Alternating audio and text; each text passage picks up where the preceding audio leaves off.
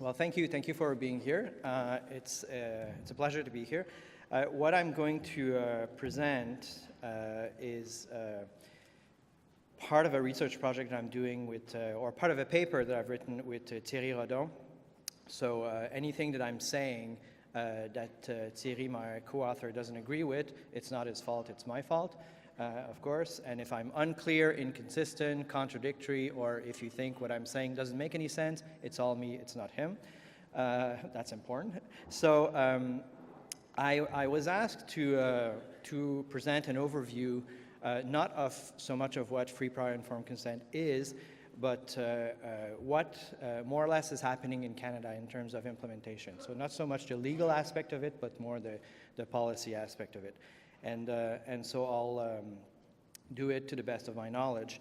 Before digging into the implementation aspect of it, I think it's important to just have a bit of background on the idea of consent. In principle, it's pretty straightforward, right? If you consent to something, it's basically saying yes or no to something. And that should be the starting point for everyone when we discuss consent. And this idea, of course, is not completely new in Indigenous Crown relations in Canada. Treaties essentially are about consenting to something, right? So this idea is not new, but the principle itself in the last 10, 20 years has emerged as kind of a fundamental aspect of Indigenous state relations around the world. And so the idea of consent and of free, prior, informed consent is really becoming a kind of something that is not only, there's a lot of conflict on this, but it's one of the basic principles that organizes Indigenous settlers' relations. And of course, the United Nations Declaration on the Right of Indigenous People talks about free, prior, informed consent extensively. I'll talk about this very briefly, but what I want to do, just to start with, is to establish what I think, and I'm basing myself on James and a former UN Special Rapporteur on Indigenous Rights, what I think are the three principles that we should start with when we're thinking about Indigenous consent. And the first one, of course, is that consent is based on self-determination, or you can say it's based on jurisdiction. And I understand that the two are different, but I'm conflating the two here for the purpose of just basically establishing that the idea of consent is a translation, an application of a broader principle, which is the notion that Indigenous people should have the capacity to decide freely on their future and the future of their traditional lands. And that's one principle that is clearly established in the United Nations Declaration on the Rights of Indigenous People. The second principle, which is less obvious but is just as important in my view, is a democratic principle. Consent is about voicing something, but the people who are voicing something, it has to be the people in the communities. So it doesn't have to be necessarily every single individuals, but there has to be some kind of democratic process. And by democracy, I don't mean Western democracy. What I mean is that Indigenous communities have to have a way to seek the view, the perspective of people in the community to express their consent. And I think that's very important, that it's not purely an elite-driven process, and I'll come back to this a bit. And a third element that I think is also important is the idea that it has to be relational. You consent to something you consent to something that someone else is doing. In medical law, the basis of consent is that it's relational, and I think it's also through Indigenous Crowns relations. Consent is something that you engage in a relationship when you consent to something or you don't consent to something. And so the idea that it's relational suggests that there needs to be a process to express that consent or that refusal, if so. And that's also very important. And a lot of the challenges, apart from the challenge of understanding the scope of consent, which I'll come back to, a lot of the challenge have to do with those processes. Don't need to read that. Oh, sorry, I'm not even using the right thing. So, got confused here. So if we look at consent in the United Nations Declaration on the Right of Indigenous People, I'm just putting section 19 and 32 here. You don't need to read all this. The point I want to make here, beside the fact that it must be free, prior, and informed, is that these articles, like in many other iterations of free, prior, informed consent, there's a lot of ambiguity in the meaning. And I'm not going to solve this ambiguity here. And if one of our panelists is going to solve this ambiguity for me, I mean, I'm willing to just stop talking and let that person talk for an hour, because it's, I mean, it's really not obvious. And there's really, in the debates, there are what I can summarize as three understandings of free, prior, informed consent. The first, which is the one preferred by states in general, and I would argue including Canada, is one where you interpret free, prior, informed consent as a duty to consult in order to seek consent. So it's in the intention. You have your intention is to seek consent, but not necessarily to actually get it. So it's quite different from the second perspective, which is consent, it's a veto, right? Which is very different. And a third perspective, which I would argue is emerging in the international debates on that, is a bit of a middle ground where free, prior, informed consent means a right to participate as full participant in the decision-making process. And we see that there's a bit of a difference between that and a veto, right? Because a veto involves a right to say yes or no without necessarily engaging in the decision-making process, whereas participating in the decision means accepting that there is a process and will accept the result of that process, right? It could mean that there is a veto in that process as well, but it's more focused, it's a process-oriented definition rather than a result-oriented definition. There's also ambiguity over the scope of PIC. Who can exercise PIC? Individuals of the community, representatives. I mean, these two articles suggest it's representative institutions. What does that mean? When and under what circumstance FPIC must be exercised? On every single government decisions? On major projects that are really affecting Indigenous rights? What kind of rights, so on and so forth. So again, it's a complex process, and we're familiar with this in Canada, so I won't dwell on this. Very quickly, Canada's position on FPIC. I suspect that the second speaker will talk into more details about this. On the slides, I'm really having a hard time with this. On the slide here, you have more or less the historical elements of this.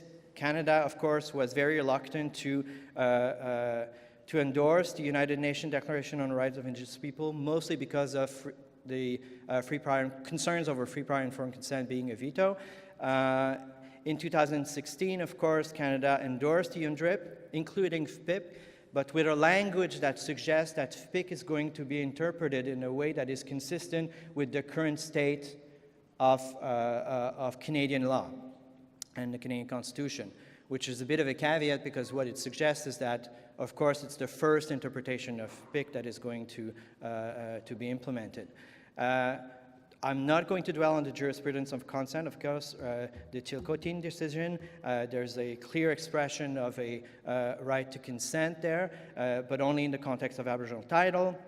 It's not a veto, it's not absolute, because the infringement test applies. And by and large, I would say, and the lawyers in the room can correct me, of course, but I would argue that Canadian courts have been very reluctant to even talk about free, prior, informed consent as a concept in itself, distinct from the duty to consult. So essentially in Canadian law, it's an extension of the duty to consult. It's not something that is different. And I think this is important because when I talked about the origin of PIC, I said this is about self-determination. And the duty to consult is not about self-determination. So there is a difference here. There's a substantial difference, I think, in the two that is important, that needs to be, I think, reflected upon a bit more. So continuing on this, and now I'm going to do both. Very quickly again, I suspect this is, I don't know if you're going to talk about the principles respecting governments Canada's relationship with Indigenous people. So that statement, some of you are probably familiar with. A number of statements about the nature of the relationship with Indigenous people from the Canadian government. One of the statements is about free, prior, informed consent. I just want to underline a few things that are in red here. The Canadian government, as of today, this is probably the most recent iteration of the Canadian government's position on this, suggests that Free prior informed consent goes beyond the legal duty to consult, so that's interesting already. It is a right to participate in decision making, so it suggests a move from the first understanding of free prior informed consent that I was talking about. It's essentially a duty to consult plus, to a participatory right, which is different. So that's interesting. And it also suggests that it goes beyond title to land, so beyond what was said in Tsukotin to something else that is not defined. And the last paragraph, Canada will look for opportunities to build processes and approach aimed at securing consent. All right, how much time do I have left? 8 minutes. Perfect. So, what do we do with this? I will very briefly outline 3 approaches for this. And I'm speaking, I'm not speaking to the specific context of modern treaties. I'm talking in general in Canada. Some of this applies to modern treaties. In some modern treaties, of course, there are already mechanisms to express consent, so that applies less. But I think there's relevance in general to this in the context of modern treaties. So the first way to do this is to enhance the environmental assessment process, or the impact assessment process as it exists in various ways, including in the context of modern treaties. So enhancing this, what it means, and that's my understanding is this is where the federal government is doing. I might be wrong on this, but there are suggestions that this is where the focus is. So the idea would be to strengthen the impact assessment process, to develop what some calls joint collaborative or collaborative decision-making process. Some people talk of collaborative consent. So the idea, of course, is to move from a model of passive consultation to a model where Indigenous organizations and groups are involved as partners in the decision-making process or in the recommendation that is part of the impact assessment process. Of course, if it's only a recommendation, then it's hard to talk about joint decision-making. So the big gap here is that if Indigenous people are included in the impact assessment process as partners, then they have to have some kind of decision-making authority in deciding or not whether the project will be authorized or not in the case, for example, of natural resource extraction projects. And that, I think we're far from this. It requires consensus-based decision-making mechanism. There are some examples of this in Canada, or some examples that are getting close to that, and I think they're worth looking at in details. I list a few here. What I want to point out is that this is not a magic bullet, I don't think, to implement FPIC, and there's a number of reasons for that. The first one is that it can be extremely complex. If you multiply the number of decision-making partners in a process, of course, it becomes more complicated. It could be very long. It's not necessarily transparent. Remember, one of my criteria for FPIC was it has democratic legitimacy. So the communities, it has to resonate with the communities. And those kind of process, for those who know the environmental assessment processes, and there's many of you that are familiar with these, it's not always easy to relate to these processes in the communities. And I don't think that this solves that problem. And it remains ultimately a process that is driven by the Crown, whether federal, provincial, or through provincial territorial governments. And ultimately, the big question that remains unanswered is, if there is no consensus, you can say we'll strive to consensus, but if there's no consensus, who decides in the end? Is it still the Crown? Or is it really a partnership? And if there's a partnership, then there needs to be a recognition of a veto, right? If not, then it doesn't work. So how do we build that in is not that obvious.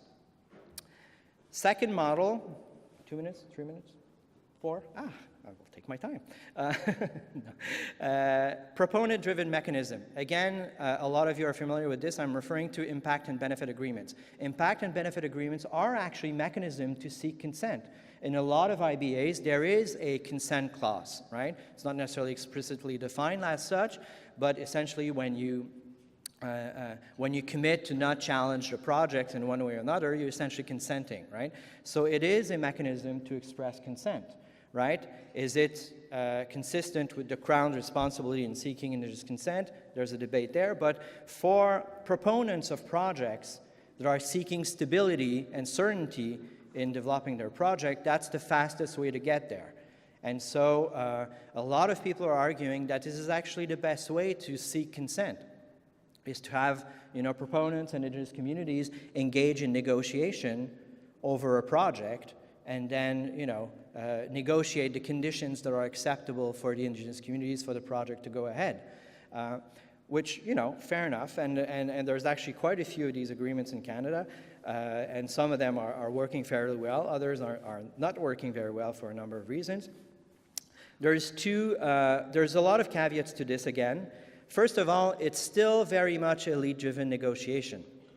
And I think I would argue that it's even more problematic than in the case of impact assessments, because these are negotiations often that are confidential, behind closed door, and the communities often are not informed about the nature of the negotiation for very good reason. It's a negotiation, right? So I'm not challenging the idea that there has to be some confidentiality, but in terms of the democratic legitimacy of these impact and benefit agreements, it can be problematic to have a consent clause in there when the community is not fully involved in getting informed about what is going on.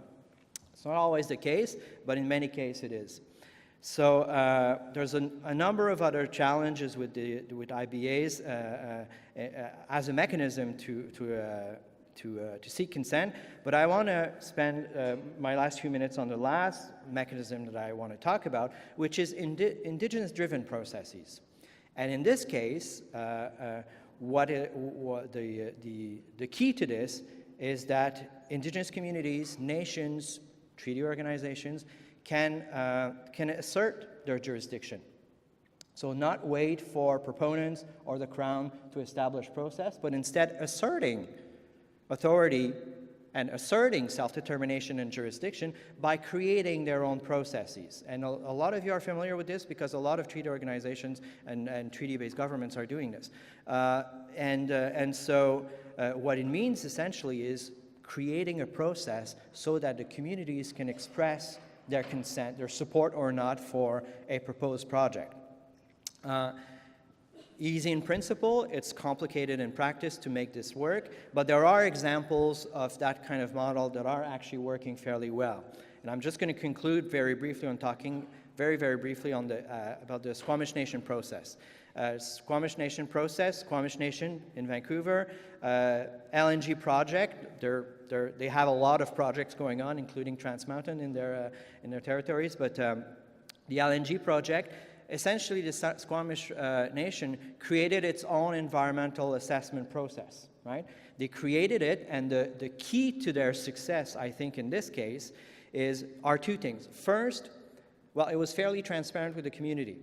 There was a very clear expectation and a very clear commitment to have the community engage in this. So it's not just the government, the local, the Squamish government, and the proponents kind of negotiating an IBA. There was really an effort to engage the community. And the second thing is that the proponent agreed to respect the result of that. So there was a contractual commitment to respect the outcome of the process, right? And that also is extremely important, I think. And so it's kind of a middle ground between an IBA and a joint process. There are advantages and disadvantages to this. They're there, but I don't have time to talk about this. Just in my conclusion, very briefly, 2 things or 3 things. The points are there, or not, they're not there. Sorry, I haven't advanced in a while, apparently.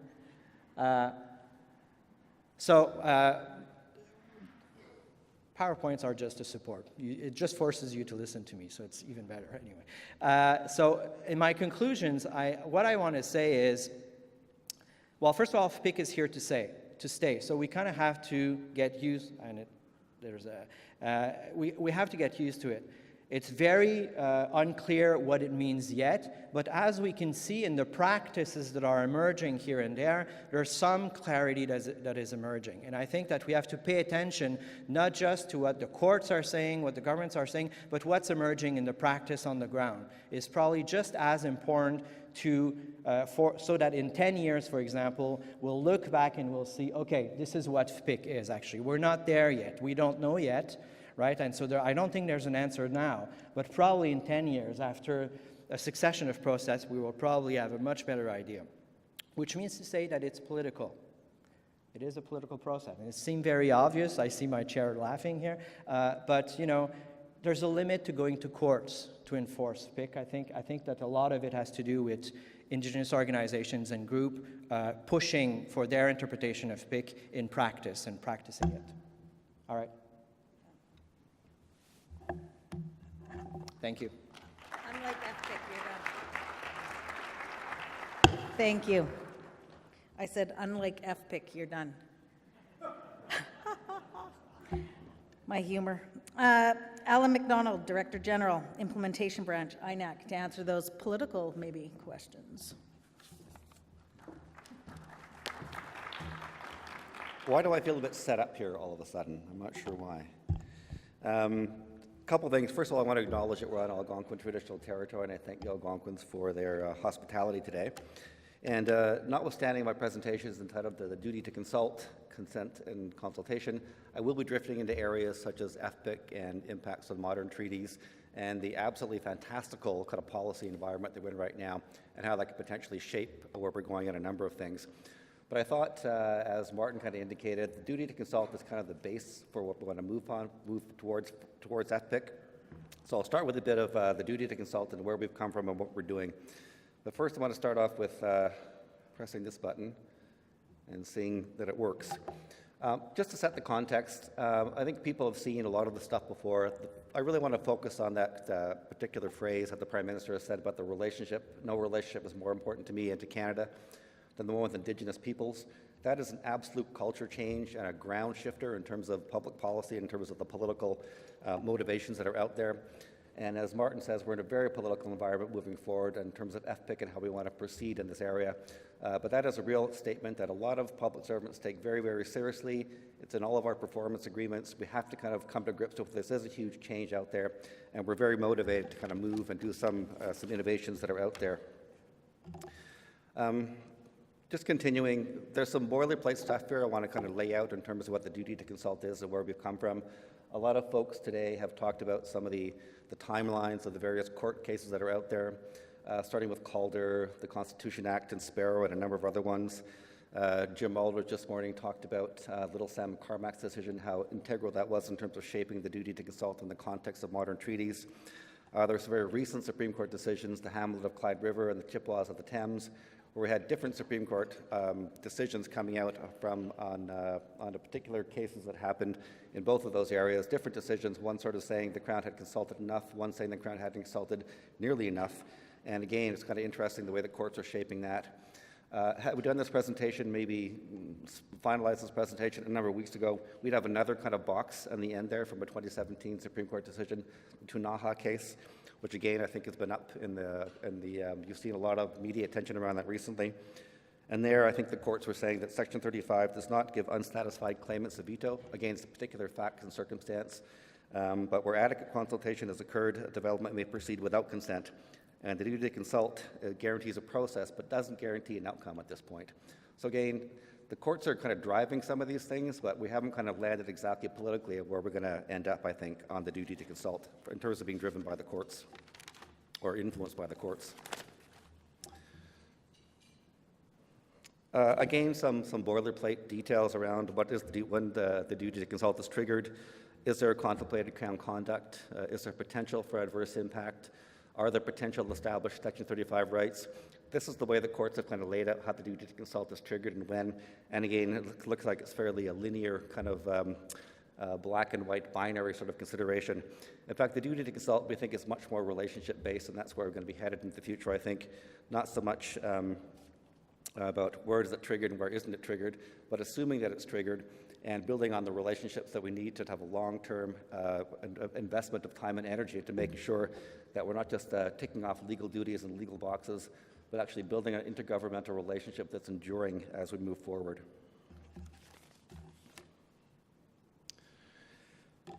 Talk a bit about accommodation as well. You can't talk about consultation without talking about accommodation, not just because the court said that, but consultation without some kind of accommodation or some kind of end game is just consultation and just kind of a process. So it's important to think of, especially as we move towards FPIC and what notions of consent and consensus are, that we're aware of the types of accommodation measures that are out there, and you can see them on the screen, and the various forms of accommodations that can be included in a range of possibilities, and you see what those things are laid out there as well. The courts have said it's meaningless to consult if there's no consideration of the potential need for accommodation.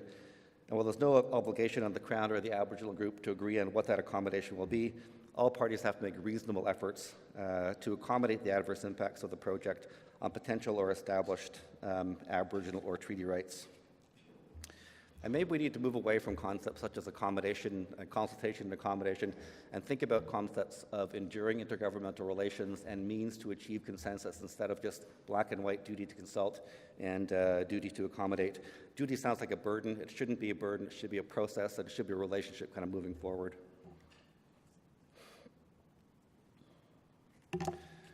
Duty to consult in a modern treaty context. I think this was laid out well this morning when one of the previous speakers talked about Little Sam McCormack's decision that came down in 2010 or 2011.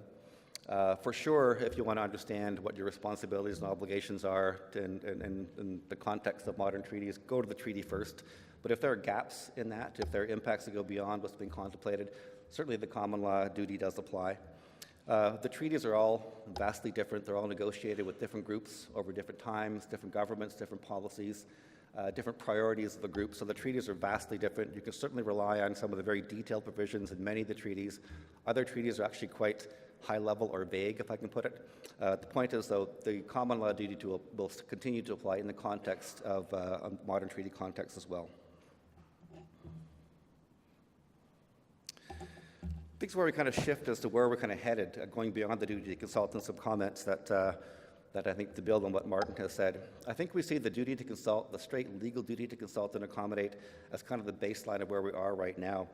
We want to move into the concept of broader engagement and consultation activities that go beyond simply defining who a right holder is and what the impact might be, but to get into concepts of relationships, and then move on to fulfill, if we can, as we must, I think, some of the Prime Minister's convictions to the nation-to-nation, Inuit to Crown, government-to-government relationship based on recognition of rights, respect, cooperation, and partnership. So to see the legal duty as the floor, as I think Martin's sort of articulating as well, and then going beyond the legal duty to find out where we can actually move to concepts of the UN Declaration and where we see free, prior, and informed consent leading us.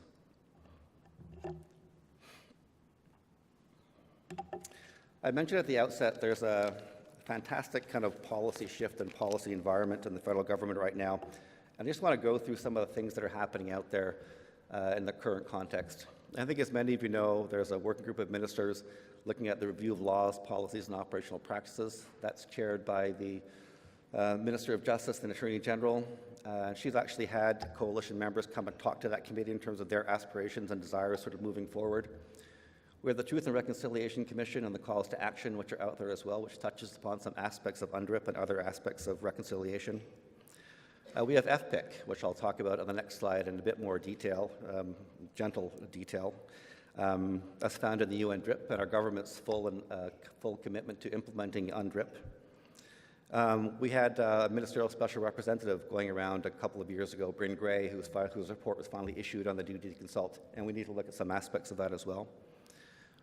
People, I think, are aware there's been a fairly significant and detailed environmental assessment and regulatory review process underway in the last little while.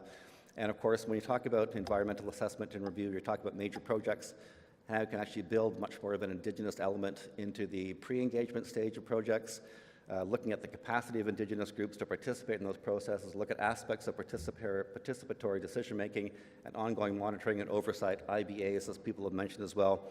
So the whole stream of things being considered as in the context of those reviews and panels.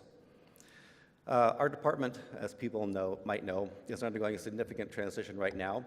The Prime Minister announced in August there's a split in our department. We've created two new departments, Crown and Indigenous Services, and Crown, Indigenous Relations, and Northern Affairs, and that's the side that the treaty and the consultation group is on.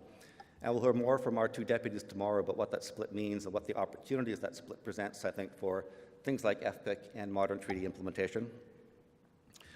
We have these recognition of Indigenous rights and self-determination tables opening up all across the country. Right now there's 50 tables across the country. And what those tables are essentially us not coming to Indigenous groups with a mandate, but saying, let's co-develop something together. You tell us what you want. You tell us how we can achieve those things. We'll go back and see if we can get a mandate to kind of fulfill what those expectations are in the context of self-determination and the context of the 10 principles that were announced by government some time ago. I can tell you of the 50 tables, probably about 1/4 of them are very much interested in what does consultation and accommodation mean, what does FPIC mean, and they're looking at concepts of consultation protocols in order to move and further those discussions along. I think the final kind of thing that's out there right now is the recognition of rights framework, and what that might mean to the duty to consult and accommodate. If we're not assessing whether someone has an Aboriginal right, if we're not doing strength of claim assessments, if we don't go there, what does it mean to actually recognize the right, and how does that actually impact on what the duty to consult is and means of achieving consensus? So really quite a game changer out there as well once we move into a recognition of rights framework. So it's a lot of uncertainty out there, as Martin and maybe others will indicate.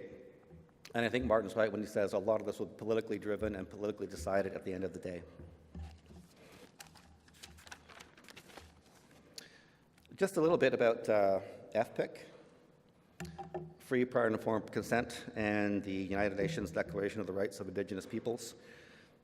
This is kind of where we're heading, I think, as Martin's concluding slide sort of said, this is here, now we got to deal with it, and how we deal with it, I think, is still much open for discussion and debate. What you see up on the screen is just where we've come from and where we've been in this and what government has said about it. I think when you actually look at concepts of free, prior, and informed consent, free is not hard to define, prior is not hard to define, informed is not hard to define, or less hard to define than notions of consent and achieving consensus and where we go with that.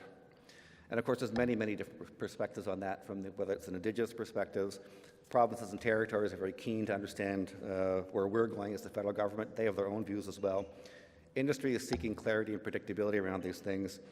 And in the international context, I think the UN Special Rapporteur has said it's not a veto. The courts are suggesting it's not a veto. Where we end up on all this, I think, is going to be a very interesting discussion, political discussion, but also, I think, a good relationship discussion to have with Indigenous people as we move on.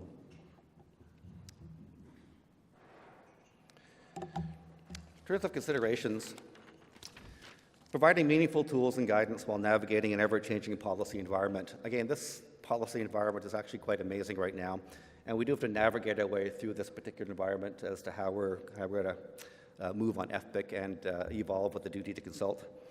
There is a very strong desire to see things differently, but very hard to move a big federal ship like we have.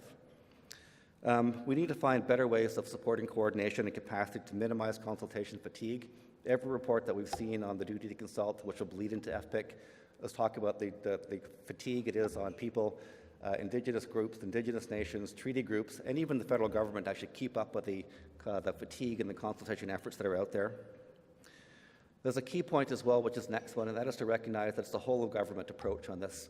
So we're not just kind of moving ourselves, our individual departments. The whole crown has to kind of move together towards notions of FPIC.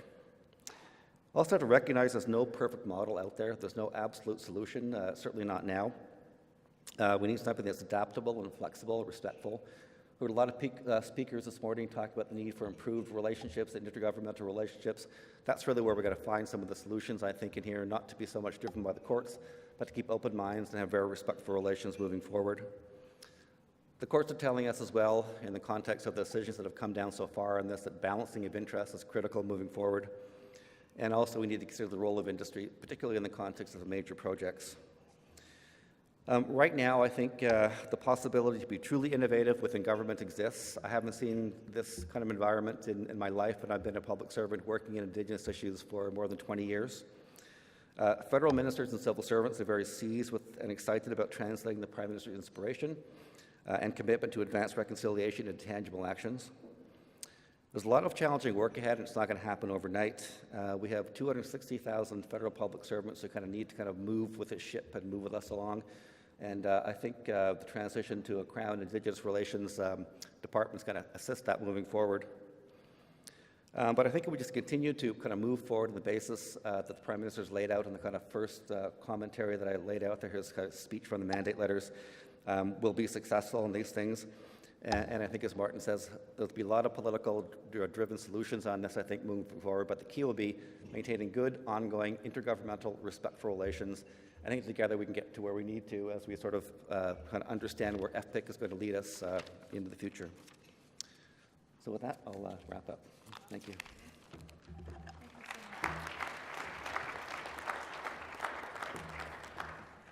I didn't believe him in the lunch line when he said I wouldn't need my cards to cut him off. So with that, we'll have more time for questions because we've just gained 4 minutes in our program. So I'd like to invite Jessica Orkin, partner of Goldblatt Partners LLP, and also a sponsor of today's event.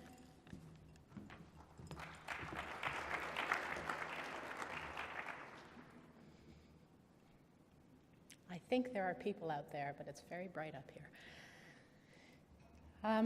Having heard some principles from Martin and some perspective of how the Government of Canada implements consent and consultation, we're now going to look at a case study. This has to do with a recent project in northern Quebec on the territory of my clients, the Cree Nation of Iwishchi. And I had the privilege and fortune of working for many years with the Cree Nation on their position on uranium and on ultimately how the project was decided. It did not go forward.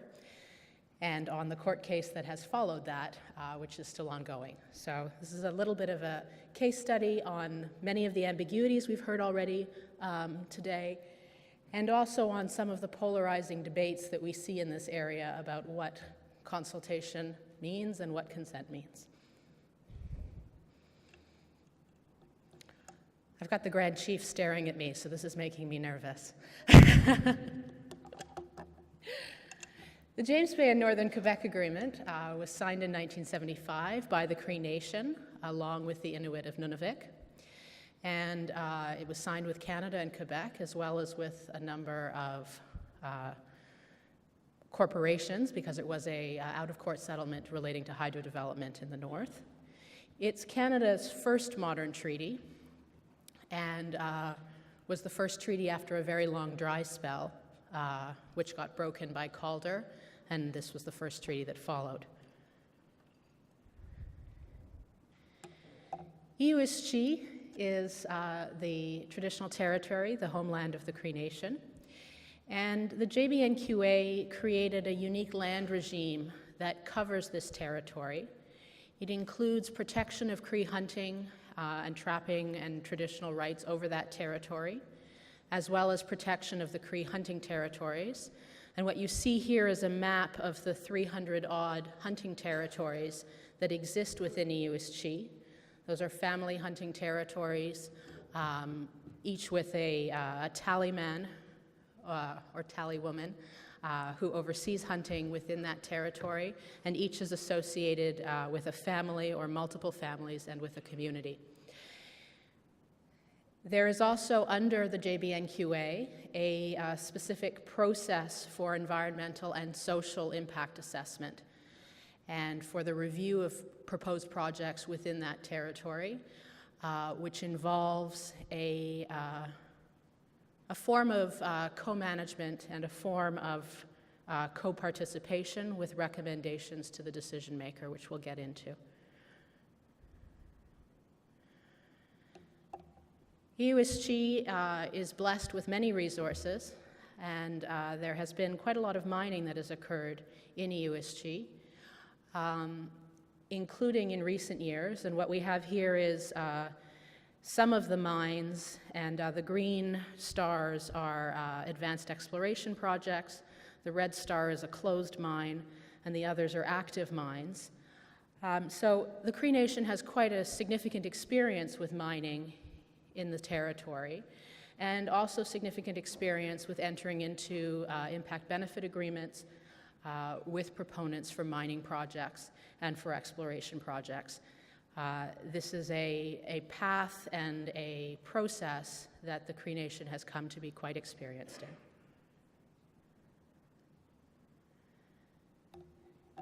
And Martin was speaking about the development of procedures internal to Indigenous governments. And one of the steps that was taken by the Cree Nation in 2010, after some years of experience with mining projects and with the negotiation of agreements with mining proponents, is to come out with the Cree Nation mining policy. And this is a document that's available on the Grand Council's website. It is a publicly accessible document, and it is the position of the Cree Nation as to what is expected and anticipated for discussions with mining proponents about projects occurring within the territory. And I've taken two short quotes out of the policy, which is a longer document. It sets out the first quote sets out some basic principles of the foundations for the Cree provision of consent to projects. And the Cree Nation's position has been, since long before the UN declaration, that Cree consent is required for activities within Cree territory that affect Cree rights, Cree lands. And that the only basis for legitimate activity within the territory is on the basis of Cree consent. And that was the position through hydroelectric development of various kinds, with Quebec secession, and with many other projects that look to threaten Cree rights. And so this statement is a continuation of that principle, that the Cree Nation is not anti-development. They're prepared to support and participate in resource development on the basis of the principles of respect of rights, appropriate measures to protect the environment, and benefits flowing to the communities. And the policy goes on to say, no mining development will occur within USG unless there are agreements with our communities. And again, that is a statement of the Cree basic position that Cree consent is required for activities within the territory. So in 2007, the price of uranium went through the roof. It multiplied fourfold from what had been a fairly stable price for many years. And there was a boom of exploration for uranium across the province of Quebec. And these are exploration projects that you see there in the red dots. And a large proportion of those exploration projects were within USG. In particular, in what's labeled there Secteur Otish, which is the Otish Mountains, northeast of Lake Mistissini and of the Cree community of Mistissini. And then another sector where there was quite an active exploration also within USG was around Chisasibi towards the coast. And at a certain point around 2010, there were about 40 active exploration projects for uranium in the Otish Mountains alone. The most advanced project in Quebec and in USG for uranium was a project by the company Stratico Resources. They named their project Matouche after the name of the family whose trapline the project fell on. It's located on the family hunting territories of several Cree families. It's actually sort of at the intersection of 5 different traplines, of all associated with the Cree community, the Cree Nation of Mistissini, which is shown there with a yellow star on that map.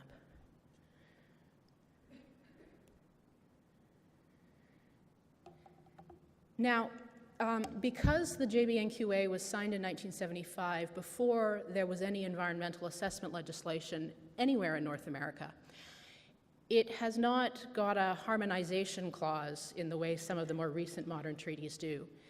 And as a result, there are, for a project that falls under both federal and provincial jurisdiction, like uranium mining, there were 4 or 5, depends on your perspective on this, but there were several permits that were required. A permit was required from the Nuclear Safety Commission, from the Minister of the Environment federally under the Canadian Environmental Assessment Act. Under the James Bay and Northern Quebec Agreement, the decision maker is called the federal administrator, and a permit was required from the federal administrator. And then under Quebec law, a permit was required under the JBNQA and under the Quebec Environment Quality Act from the provincial administrator and the Quebec Minister of the Environment. So that's 4 parallel processes that are required for this project to be approved. And that, led to some consternation. The Straticos project was one that was brought up during the revisions that occurred to CI. Was brought up in Parliament as an example of what has gone wrong with environmental assessment, in that so many approvals were required. It's a little bit lacking in understanding of the treaty context, that this was not simply a CIA assessment that was occurring. So just to dig a little bit into the JBNQA process, which is the unique process under the first modern treaty in Canada, this is the first environmental assessment process that ever came into force in North America. And it creates a process of committees that review projects. They have appointees from the CREs and from either the Canadian government or the Quebec government. And they make recommendations to the decision maker, either the federal administrator or the provincial administrator. And the regime sets out some guiding principles, which are non-exhaustive and are supposed to guide all work that is done under the regime. How much time do I have? Okay. And I'm not going to read them out, but they really emphasize participation of the CREs and CRE rights in the territory, as well as the objective and the rights to development. So Stratico began its process of permitting in 2008, and it prepared an environmental assessment. And then there were public hearings that occurred in Mistissini in 2010. And during those public hearings and immediately following them, the Cree Nation of Mistissini expressed its rejection of the project. They requested that the permitting process be halted to allow for more time for consultation and education, and they passed a resolution asking for a moratorium. And in the court case that eventually followed many years later, this whole process of how those requests were made, whether they were sufficiently representative, was all brought into question in following on Martin's observation that decision-making within Indigenous communities comes under scrutiny in these processes when consent is not offered. And it's a challenge because the standards that the mining company then suggests ought to be appropriate, absolute unanimity of rejection, for example, really challenge the Indigenous ways of making decisions, and they sometimes arrive in court having to be explained, which is a clash of cultures in some circumstances. In May 2011, the Federal Review Panel released its report, and this is a panel that has both Cree and Canada representatives. And the panel reached a unanimous report, and one of the things that they said, they didn't use the word consent, they used the word endorsement. They said, the panel is of the opinion that an endorsement of the project by local communities is a key factor. So the federal panel was concerned about the absence, the rejection of the project, the absence of acceptance of the project by Mistissini and by the Cree Nation. And they requested that additional information be obtained from the proponent to see whether this could be worked out. And so the federal administrator took that recommendation and asked the Stratico to prepare additional information. And this is the place where the word social acceptability starts being used in the context of this project. It's a concept that's used a lot in Quebec, not so much elsewhere in the country. Sometimes the equivalent of a social license is used. This was used as a key aspect of the analysis of this project and of the rejection that had occurred by the Cree Nation of the project.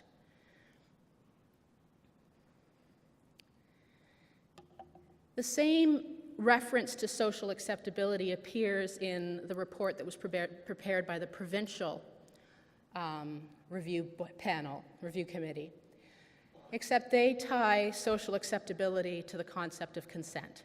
And so this is the first condition of the recommendation in COMEX's report. And they said that the project, in their view, they were recommending, could go forward subject to this condition being satisfied, obtaining Cree consent.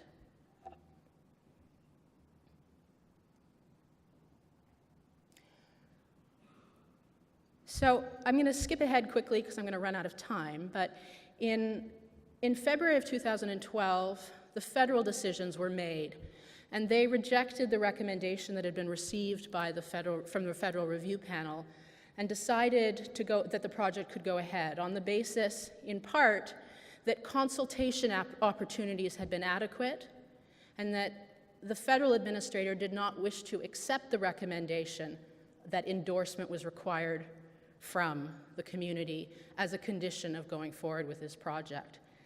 So this then left 2 permits to be gotten, one from the CNSC and one from the provincial authorities. And the CNSC held public hearings in Mistissini, which were quite extraordinary. They went for 3 days, with over 300 people wishing to make submissions. And the commission made it very clear that they couldn't consider social aspects. Their only mandate is to look at environmental aspects. But nevertheless, they devoted 3 or 4 pages of their decision to the issue of the absence of social acceptance of this project.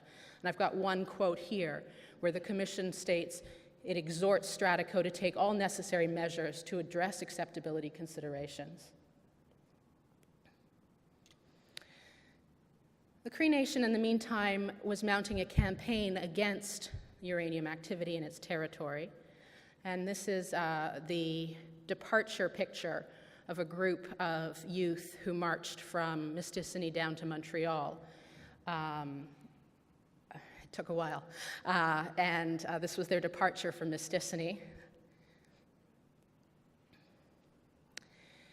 So after this process, the only authorization that was left was the one from the Quebec authorities. And ultimately, after about a year, the minister decided to refuse to authorize the project.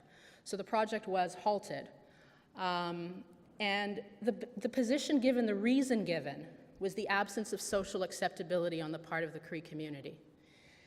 And the minister expressed there that, in his view, this was the population directly affected by the project.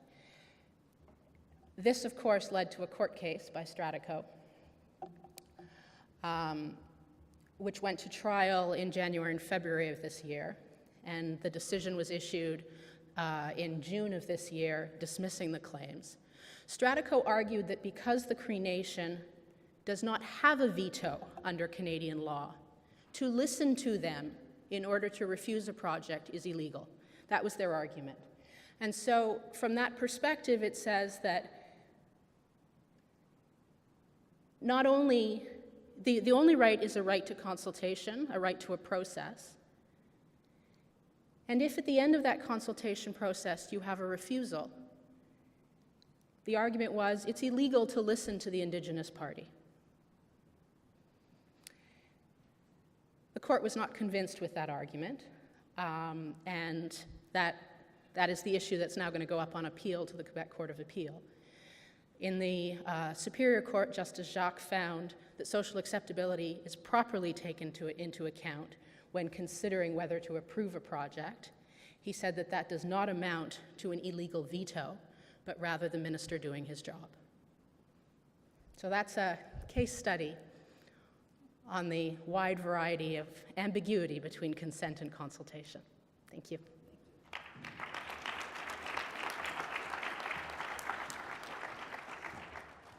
Excellent. Thank you to the 3 presenters. So we have time for about just around 30 minutes for questions, which is quite a bit of time.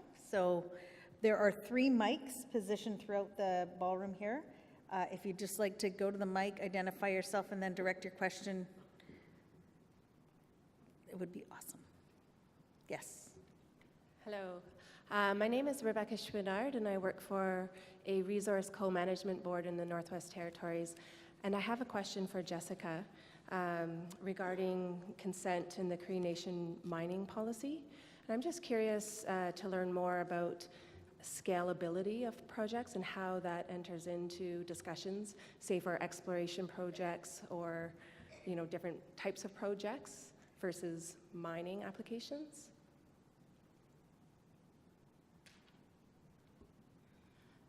The policy applies to all stages of the mining process, but it applies in different ways.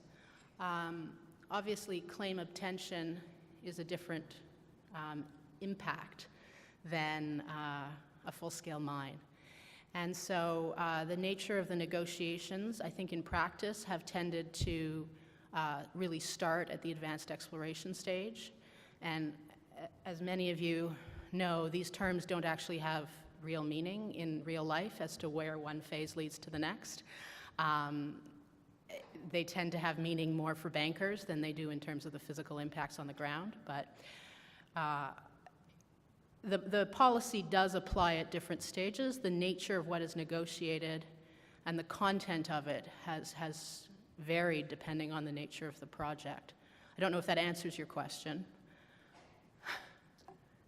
I think it's helpful, and I'm really interested to read more about it. Just in the Northwest Territories, we have a lot of mining and a lot of exploration projects that come forward, and it's something that I think we struggle with a lot is scalability. And so I'm really interested. I'll look up the policy and might contact you later. Excellent, thank you.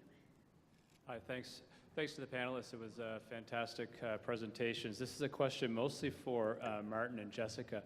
Just wondering if you could share your perspectives on the role or potential role of land use plans in FPIC.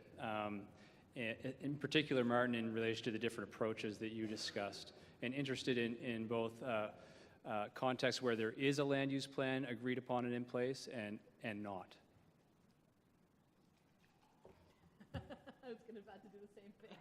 Okay, Martin, I think the decision's been made by our chair. you first. I think, yeah. Well, I think that the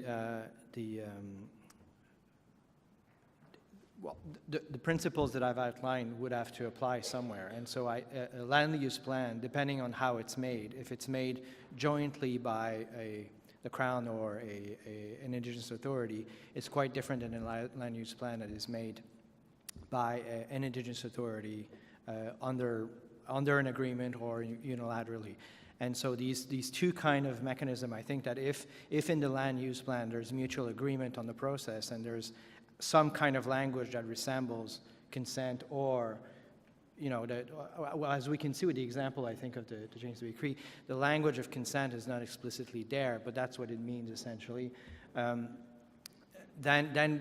I think that it would be the same kind of dynamic. I mean, a land use plan is a tool to develop a process for, deciding what's happening essentially. So if that decision-making process includes a clear consent clause or not, whether it's made jointly by different authorities or it's made unilaterally by an Indigenous group, then you'd fall into different categories of what I was talking about. So I think they are useful tools again, but I don't think they solve the problem of of the veto or not, where that is still there, I think, in all those processes. I'm not sure if this is helpful or not.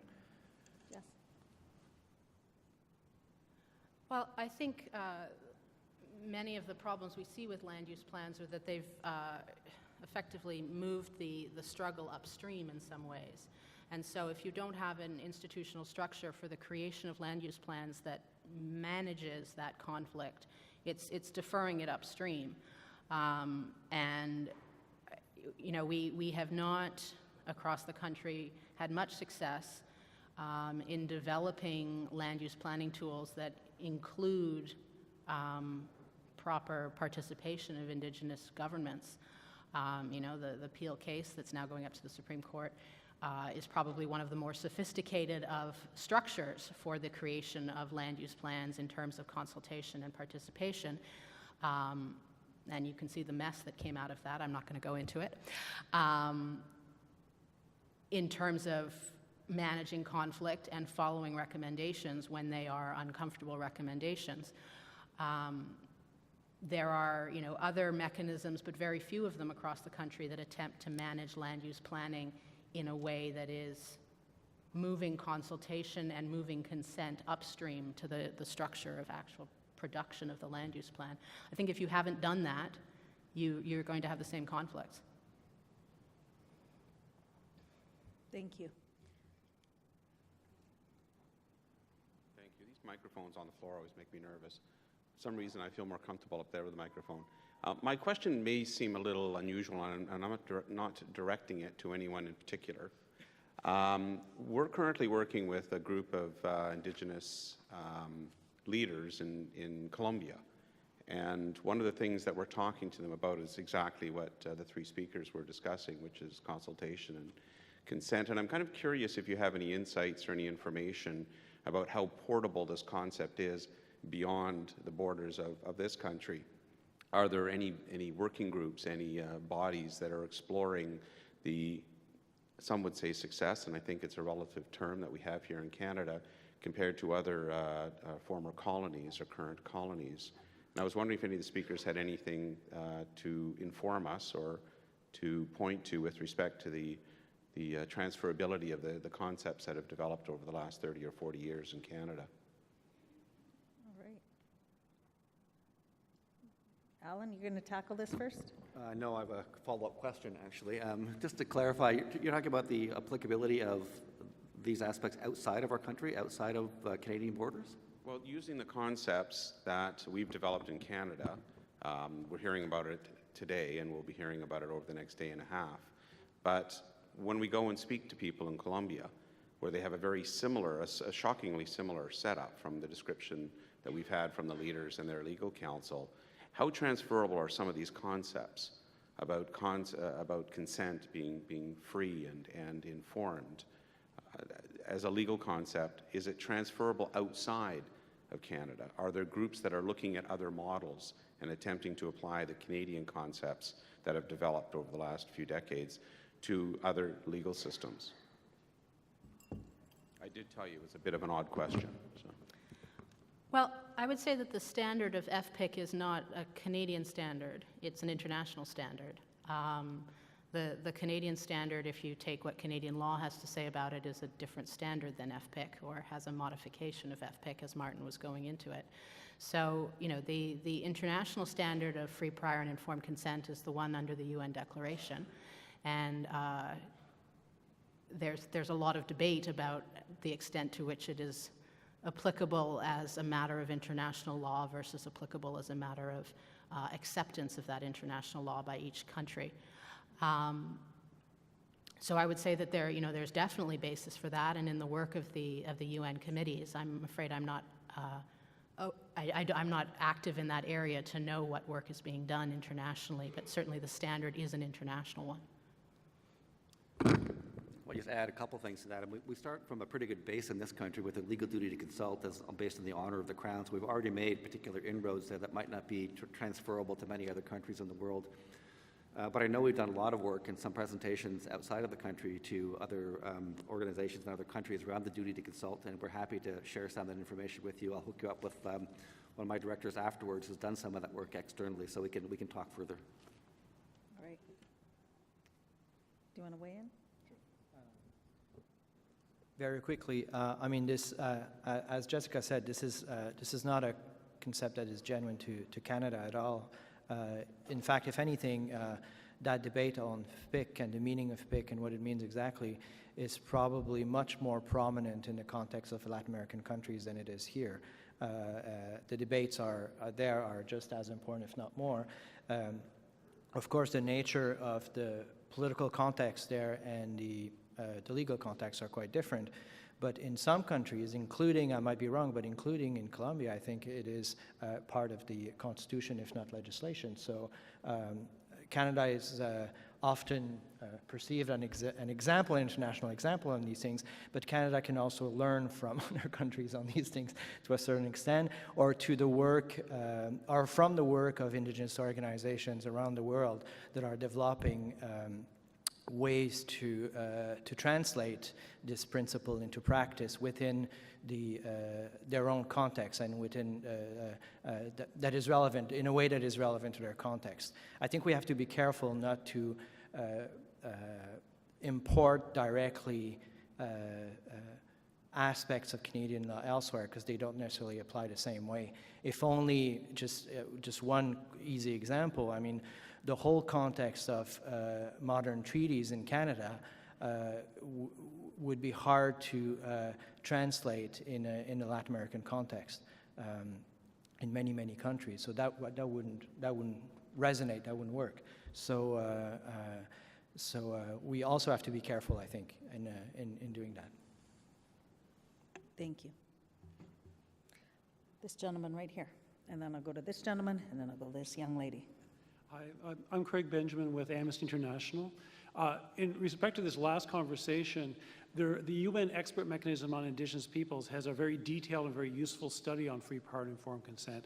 And it actually walks through this issue of how there can be a meaningful right to say no that is also not absolute or would not be characterized as a veto, but can still be meaningful and effective precisely because it's subject to the same kinds of appeal and debate that came up in Jessica's presentation. So I wanted to recommend that study, but also to follow up with Jessica and ask about the lessons that might be drawn in terms of how we understand consent as being meaningful without being absolute, based on the experience in your case study.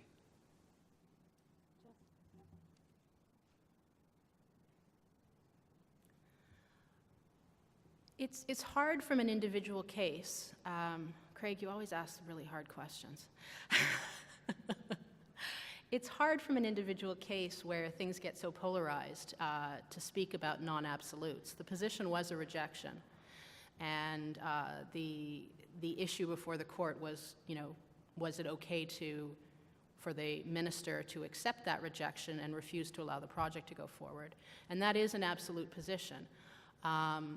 When you look at the broader context, though, you see that there are other situations in which the Cree Nation has certainly not rejected mining projects, and that overall it is a situation, when the government representatives testified in court, they spoke about the fact that they take very seriously the need to follow the recommendations that they receive provincially, that they see that as being part of the political balance that is of importance. That's an institutional strength. It's been built up with hard struggle and political struggle in terms of creating that working relationship where the government feels that it faces constraint and reticence in not following the recommendation. You can see from this case study that the federal government at the time felt none of that reticence and constraint in terms of not following a recommendation. So I don't think that, I think that when we're looking at this consent consultation binary that is often set up, it's not a result or it is a result, it is process only. Martin's observation that the politics of the workings of the relationship and of the workings of those institutions are critical in terms of finding those balances. And at the point that it breaks down, which it does in many cases, unfortunately, it's pretty hard to resuscitate the middle balance. I know that that doesn't help in terms of giving you an answer you can take to court, but that's the best I got. All right. This young gentleman right over here. Hello. Question for Alan. In your presentation, you mentioned a significant number of recognition and rights, self-determination tables, and a significant portion of those dedicated to this question of consultation and consent. And I'm just wondering if you can share any more information about those tables and how groups here might be able to understand what's going on at those tables and participate. Thank you. So there's a couple of things. I know there's an effort underway to get some more information out about the actual tables and what's actually happening at those tables. We had to seek the consent of the groups we're negotiating with before we could share the details of some of those. So what I'm talking about is more sort of high-level data and what we're hearing at the tables. One of the things we heard loud and clear, though, is that people want to understand how to engage with the federal government, whether it's through consultation protocols, what are the processes, how do we get the whole of government to the table to talk about these things, is there credibility behind those sorts of notions? So right now it's kind of very high level. But I can say that about 1/4 of the tables that we started so far want to start with that kind of notion. How do we engage with the federal government? What does engagement mean? What does consultation mean? And how do we work with the rest of the government to make sure that there is some kind of understanding and mandate and legitimacy behind what we have when we come to the table? So it's at that kind of high level right now. Thank you.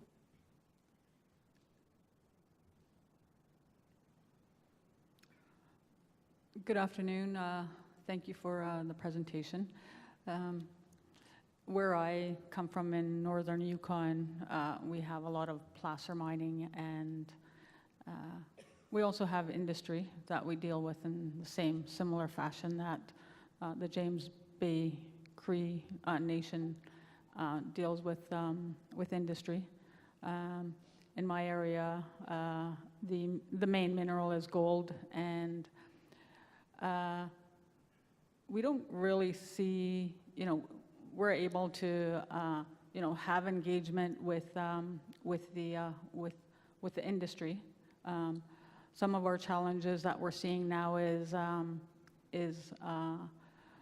with placer mining, and I'm just wondering how the James Bay Cree area or nation deals with all of these, like placer mining, small spot claims that do eventually have impacts on Aboriginal harvesting rights, and is there basically, is the rule there is no placer mining because basically they just grow and grow and grow and grow, and that's what's happening in the Yukon. Basically they just grow and grow and grow. Some placer companies are almost as large as, close to as large as an industry, but continue to maintain themselves as a placer miner.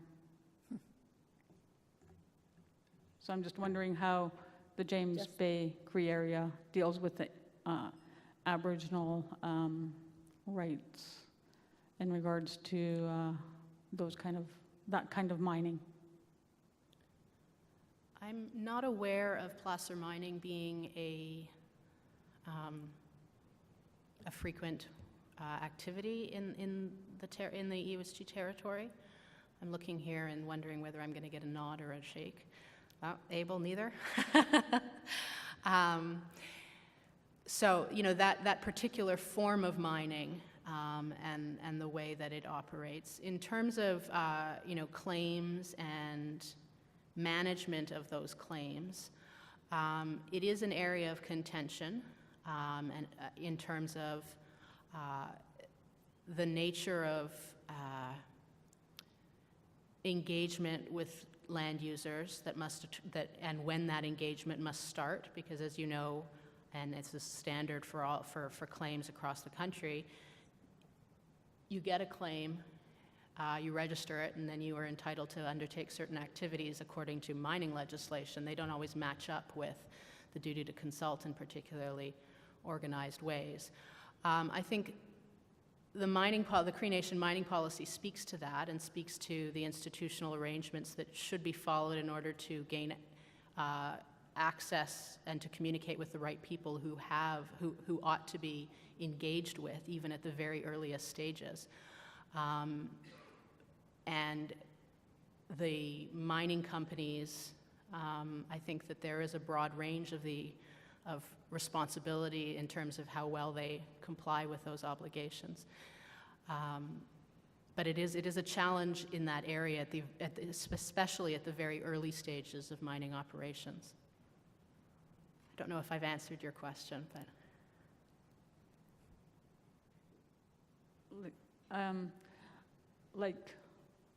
For us, the amount of applications that we receive going through the environmental assessment process is very high on an annual basis, and I see that there's a really significantly high number of mineral applications in Quebec. So I'm not sure if all of that is if James Bay Cree area or the nation is able to address. I could imagine that there's thousands every year, and how do they manage that, because they're also focusing on the big industry projects. So like, are there mining, is mining legislation, does it meet the requirements of modern day treaties in the area? I guess in our area it doesn't. So if it does, then there's that ability to have a much more better process, a much more engaged process in terms of when you have more modern legislation as opposed to not having updated legislation in Quebec. I think it's a challenge in terms of modulating the engagement options and the environmental assessment options so that you have the engagement that's required for the degree of intrusiveness and of potential harm that comes from the project, but at the same time that it's not just a shuffling of paper. And that is a challenge, definitely, and I think a challenge that's felt everywhere, of how to manage review and engagement processes to also focus on the most important. I just had a small intervention. I just wonder if you and I could have a follow-up conversation based on what your experiences are up in the Yukon. I know there's a different regulatory regime up there. You've introduced how the modern treaties kind of intersect with that. Happy to have a conversation with you after this to kind of explore what your issue is. I know there's a huge consultation fatigue that's out there. I know there's a significant burden on some of the First Nations and nations that we have to deal with in terms of the regulatory review process, but if specific questions, I can happy to follow up afterwards with you on this. Thank you. Yes. Thank you. Thank you very much. My name is Sandra Umik. I'm legal counsel with Nunavut Tungavik Incorporated. I'm based out of Iqaluit. I am very happy with your presentation on the uranium exploration in Quebec. We had the similar sort of process, but it was a different process in the sense that Inuit were actively engaged because we don't have the Canadian environmental assessment process in Nunavut. We have our own institution of public government that does environmental reviews, and we appoint Inuit members on the board. So Inuit are decision makers as well, and it was the same with when uranium exploration began. Inuit were at the decision-making process. They were not just being consulted, they were also decision makers. And we have the Kivaluk land use plan, which specifically said uranium mining will not occur until consent of the people of the region is obtained. So it was very specific in the land use plan. And the way consent was obtained at that time was to seek consent from the regional Inuit associations as well as the hamlets in the community. So there were 7 communities. And Inuit were part of the process in that they provided their input into Arriva Resources plan. In that, Arriva Resources proposed 2 roads, and Inuit participated in the decision-making by asking for a road that mitigated their harvesting activities. But the process took quite some time, but at the end, the market of uranium crashed after the tsunami hit in the Pacific Ocean, when the uranium plants in Japan became damaged. The market price of uranium fell, and we went through the whole process of the environmental assessment process, but Arriva Resources had to stop because it was no longer profitable to proceed with the project. And they asked to hold it in abeyance until into the future. And the hamlet of Baker Lake said, no, that's too much uncertainty in the future, whether the previous environmental assessment process would still hold into the future, because we are not certain whether permafrost would affect development again in the same way in the future. My question is, has uranium exploration dwindled because of market crash of that time? Is there the same level of uranium exploration, or has it lessened significantly? There were coinciding factors, and I think uranium exploration has dwindled or disappeared entirely from Cree territory in Quebec. The coinciding factors were Cree opposition to uranium exploration, which was expressed with increasing certainty and increasingly vocal from 2011 into 2012. And the major companies started closing down their operations or scaling them back. And at the same time, there was the crash in the market. So which is the cause and to what extent, I can't say, but certainly that it has dwindled significantly. I just want to add a comment, I think, to Sandra. Thank you for your commentary that preceded your question. Just to acknowledge that there is fairly significant differences in the regulatory regime we have north of 60, which is based on the treaties, which flows out of land use plans, which is based on much more of a co-management regime there as well. So I think when we do look as to how we can shape things in the future on EPIC and co-management and participatory decision-making, there are potentially things that have happened up the north that can be, I think, translated down south, which might be some benefit moving forward. Okay, the final question. Hi, this is also a question for Alan on the recognition, rights, and self-determination tables.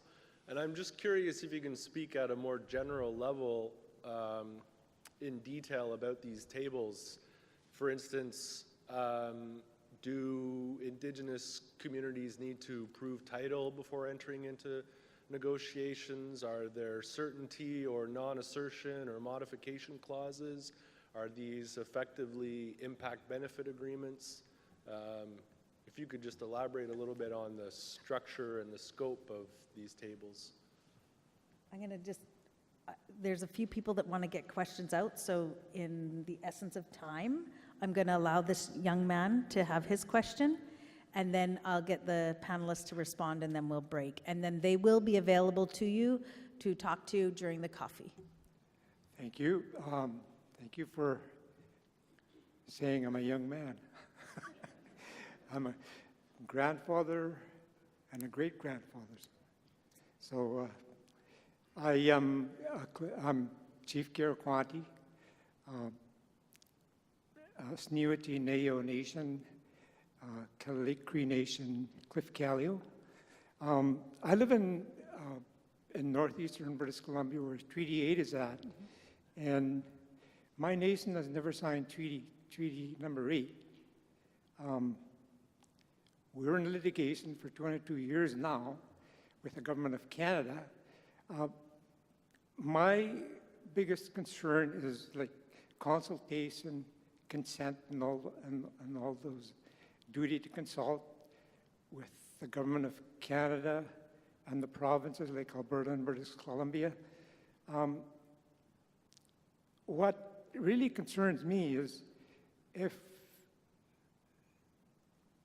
you don't consent and your treaty neighbors consent where I live, then what is the mechanism and what is the answer, or what is the solution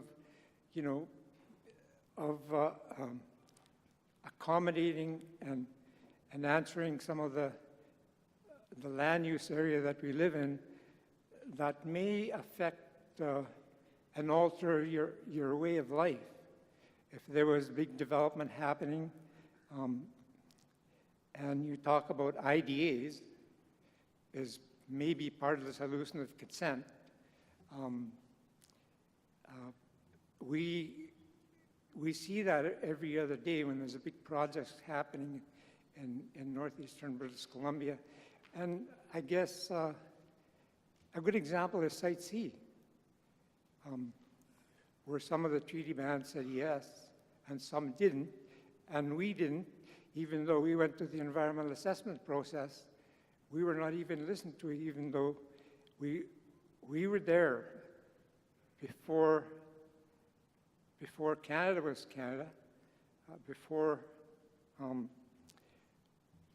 treaty was signed, before British Columbia became a province, before Alberta became a province, and also, you know, those are the kind of discriminations that we face as Indigenous people in this country. And when is the government going to change its policy? We are, I don't know, we're Indians, but we're not registered Indians under the system. So therefore, I don't know if you want to call it, we're a sovereign nation. We have a way, we have a governance, and we have a structure, and all those things that are happening. So my question was to all of the three panelists that are up there today talking about, you know, consent, truth and reconciliation, UN Declaration of Rights of Indigenous People. Those are, you know, it really concerns me about how, you know, you talk about groups. Well, what kind of groups are you talking about? Are you talking about nations or just individual people? So I don't know if I came across what I'm trying to ask, but those are the kind of things that I need to hear from the panelists today before the session is over. Thank you. Thank you. And I see this, I'm really running out of time, so I'm going to have to make it, I'll take your question. It just has to be really short so they can respond. Other people are coming in. So. Okay, thank you very much. My name is Copper Jack. I'm with Yukon Land Use Planning Council. I just wanted to see if I can give some supplementary information regarding to Chief Joseph of Tranjak-Huichin. One of the exercises that we're faced with in Yukon would be to reestablish and restart regional land use planning commissions in the outstanding regions due to the Peel Watershed Supreme Court decision that everybody's waiting for. And Tranjak-Huichin would be the next in line because, you know, they will be restarted soon, as they are already half complete. And as I can hear, I think I heard from the chief, is that the contention there has to do with an archaic mining act that probably started during the gold rush or the Klondike gold rush days, that is still in effect in the Yukon, and especially in her region, whether it be to these mining reality shows, I think that are quite popular today. But anyways, there seem to be a lot of applications for placer claims and quartz mining claims in her region. And in regards to Yessa, I would say it has met its threshold. However, under the Act, there is no threshold. So therefore, the applications keep coming in, even though it had surpassed the carrying capacity of the land there. And the problem is going to be that if you have a region that's entrenched with all of these placer mining claims and their activities, it would greatly influence a land use plan. And I know in the Northwest Territories, they ran into a very identical problem where the Mining Act superseded the powers of a land use plan. And it took I guess the interpretation of reconciliation and honor the Crown to have a look at what the effects of this Mining Act will have in regards to implementing a land use plan there. And that was downgraded, right, to be able to accommodate and have to conform to a land use plan. I see a similar need right now in this region in the Yukon, because if not, then you'll have a collision, a train collision that probably will end in litigation again, similar to the Peel watershed, that probably only Canada can quickly amend. Masicho. Clecco.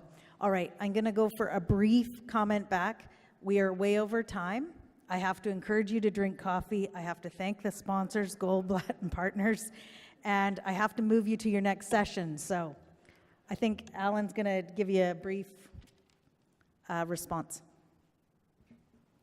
On the recognition of Indigenous rights and self-determination tables, there are really no criteria to start. In the sense that we're not looking for certainty to start off with, we're not looking for proving title. It much more is, instead of us coming to the table with a mandate saying, here's our mandate, follow this, it's really working in co-development, what your priorities are, and we're seeing across the country that priorities are all over the place. They're related to self-determination, they're related to fish management in some cases, other cases consultation protocols, so it really is a wide open kind of process at this point. There is a framework around that. I'll have to get back in more detail with the person who asked the question and provide what I can from there. With respect to the chief, you're putting a very personal and emotional face on what seems to us to be like a very theoretical and political type problem, so I thank you for your views. I haven't got clear answers for you on how we can proceed at any of those things, except to say it is an evolving landscape, and we are gearing towards achieving consensus as opposed to ticking off the boxes on a duty to accommodate based on whether you have a right or not. I don't know if there was a specific question at the end from my colleague from the Yukon, but happy to follow up afterwards in the context of the other person from the Yukon who talked about some of the regulatory regimes up there. Thanks. Clecco, Clecco. Please, there's coffee over here. Network. Enjoy yourselves. Safe travels to your next